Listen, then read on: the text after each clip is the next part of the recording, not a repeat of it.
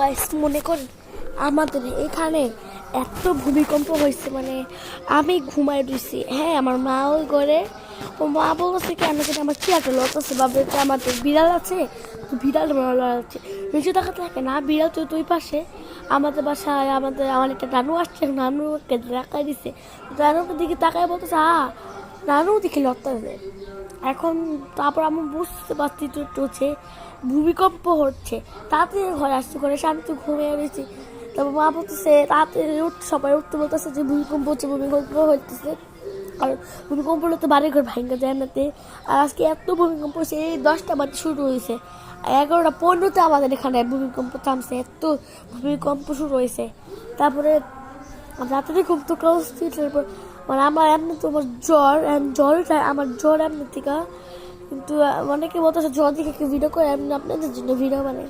আমার জ্বর, কিন্তু আমি সিলেস একটু আস্তে ধীরে নিঃশ্বাস ফালে জুটবো না, আমি এতই আসলে না ফাল দিচ্ছি, ভয় পেয়ে আমি ভাবছি কি বাইরে মানে মানামানি লাগছে।